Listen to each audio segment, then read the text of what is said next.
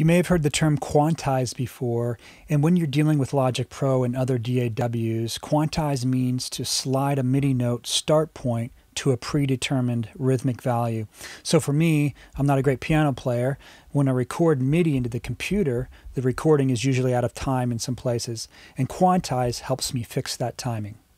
As I play back this MIDI recording, you can hear, especially when I play it alongside the perfectly in-time click, that the chord on beat 3 is late.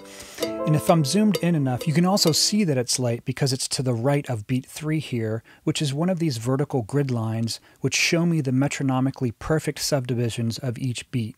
And these grid lines also show up in the main window area, and I can change the note subdivision for these grid lines here. So let's change it to 8th note, and you'll see them change. And I can also show triplet subdivisions, so 12 is 8th note triplets, 24 stands for 16th note triplets. And for most of the stuff I'm doing, I'm leaving it at 16th note, and that seems to work the best. So if I'm moving things around and quantizing, I can use these for a visual reference. So let's say I wanted to correct or quantize this chord so that it's moved to beat 3, or at least closer to beat 3. So first I'll choose my quantization note value, and I'm going to choose quarter note. I could choose half note because half notes naturally land on beats 1 and 3 of a 4/4 measure. Then I'm going to select the notes and then press Q. And you'll see that it fully quantized the note and slid every note to exactly beat 3. What's cool is that I can quantize to a percentage. So over here, this strength slider says 100%, which means it's fully quantized. And I can gradually move it to the left, and you'll see the notes eventually slide back to their original position until I get to 0%, which means no quantization at all. So if I'm quantizing piano in this instance, many times I'll only quantize it to say 70% or so that the timing of the recording sounds more accurate, yet it's still going to retain a human feel to it. One of the great things about how Logic handles quantizing is that, let's say down the road, days after I've been working on this song a bit, I realize, hey, I want that chord here that was late on beat 3 that I fixed. I want to go back to the original record position. So I can do that. I can just reselect it and take the strength down to 0, and now I'm back to my original record position. That's called non-destructive editing. Another way to quantize in Logic is in the region parameters, and those are located here in the inspector. And this will quantize all the notes in the region. So let's listen back to this.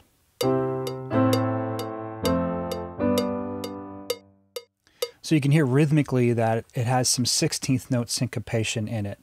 So I'm going to make sure my region's selected and go over into the region parameters now, and I'm going to choose 16th note quantize.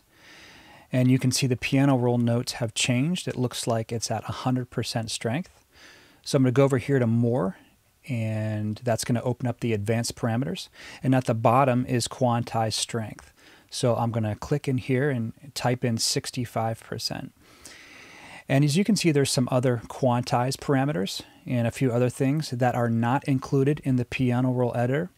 And I'll touch on some of those in future videos. So I tend to use region quantize more often than the piano roll quantize because of the extra parameters. And even though you can't fix individual notes within a region using this method, I find it to be a quicker way to quantize right after I'm done recording something. So let's say you're working on a song and you find that every time you record MIDI into your computer that you're having to go over and quantize everything.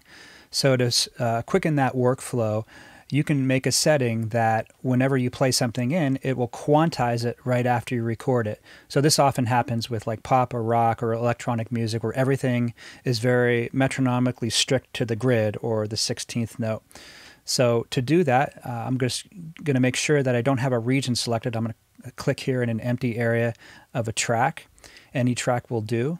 And make sure this region says MIDI defaults. Let's go to quantize, and let's quantize everything to 16th note as I record in.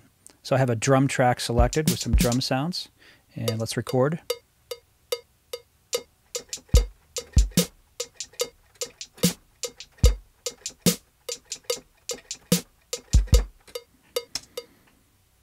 Oh, and here's another thing I wanted to show you. Let's say that you thought you recorded something, but all you did was press play. There's a feature called Capture Record, and that's up here in the control bar display. It's this button right here, and you can add that to the control bar display if you're not seeing it. But what it's going to do is anything I just played in to the computer with the playhead going, I can press this button and it will show up.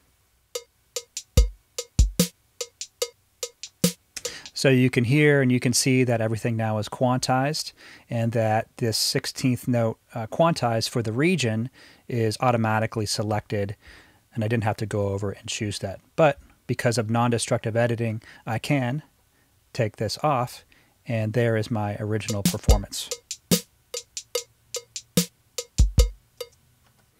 I can also quantize per se by moving notes in the piano roll with these snap features. So if I wanted to like quantize or move notes with my mouse or trackpad by a 16th, I'm going to make sure the snap to grid is on, and let's snap them to the nearest 16th note. Also make sure that snap notes to absolute value is on. Now when I grab and move a note with my trackpad or mouse, it's going to snap it to the nearest 16th notes. So that can be helpful for a way for you to work. I tend to use something called Smart Snap, so I'm going to choose Smart. That kind of gives me the best of both worlds. Now when I move this note, it's going to give me a little bit more freedom to move it where I want, but as soon as I get to like a metronomic value, in this case it's the 16th note, you're going to feel it with your mouse kind of snap into that spot.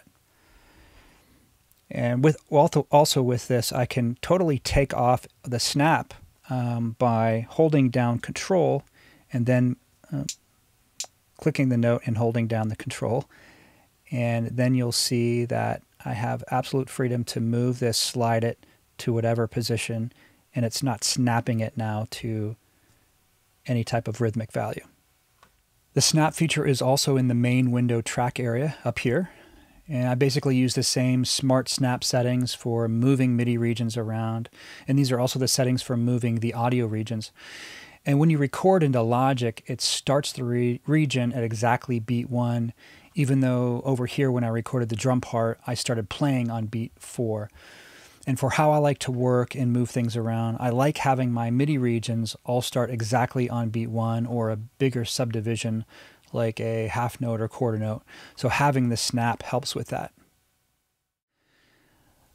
One way to have a really fine, detailed, precise way to move notes in very small increments is called nudging.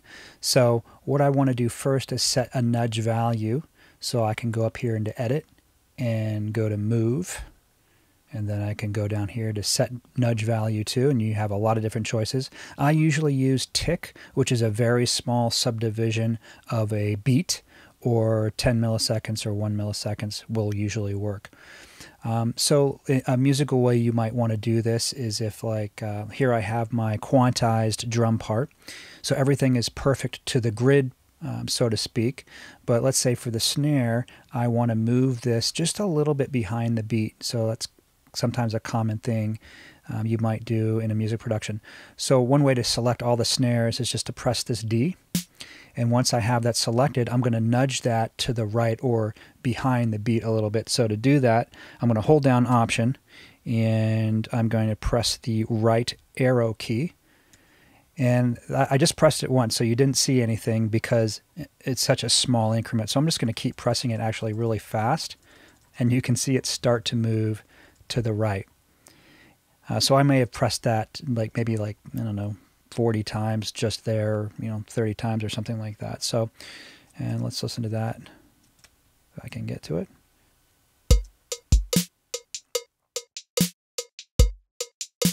Well, thanks for watching, everyone. In the next video, we're going to talk about finding and saving sounds and using software instruments in Logic.